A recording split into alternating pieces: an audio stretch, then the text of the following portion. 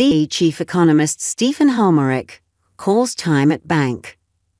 Commonwealth Bank's Chief Economist, Stephen Halmarick, is stepping down after almost 16 years working for Australia's largest bank. Ms. Halmarick will continue to lead the economics team until the end of January. After that, he plans to pursue other opportunities in the field. The lender said it was still in the process of searching for his replacement.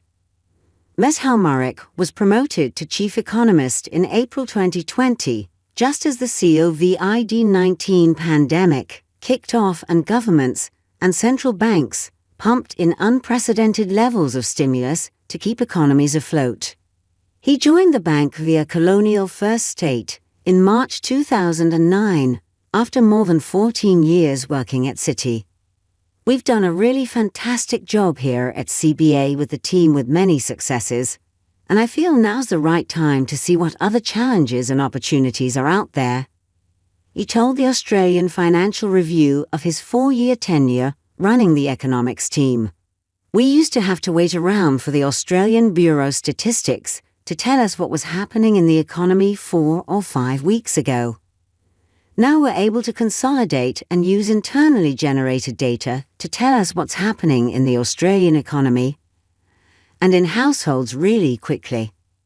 Through the pandemic, using CBA internally generated data, we were able to see the amount of money that was building up in bank accounts. Sticking to rate cut forecast, Ms. Halmarick said the economy was still feeling the pinch from surging inflation after the Reserve Bank of Australia's historic pivot to quantitative easing in 2020 to steer the economy through the pandemic. I think central banks have finally gotten on top of it, and we're seeing this pivot in monetary policy, with rates coming down, he said.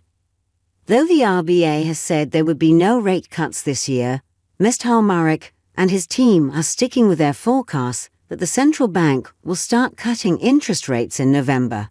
This is also despite their peers at ANZ, National Australia Bank, and Bank of America, all tipping that rates will remain on hold until early next year. We've had that view for quite some time, Ms. Halmarick said.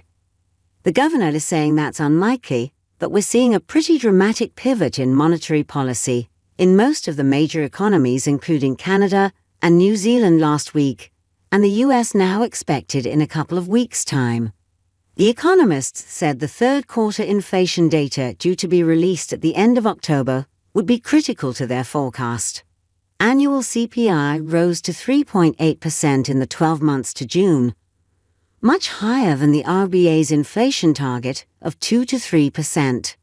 We think the labour market is showing some signs of softening. We do think Australia will join that global trend to lower rates, he added. The economists said the third-quarter inflation data, due to be released at the end of October, will be critical to their forecast. Annual CPI rose to 3.8% in the 12 months to June, much higher than the RBA's inflation target of 2 to 3%. We think the labour market is showing some signs of softening. We do think Australia will join that global trend to lower rates, he added.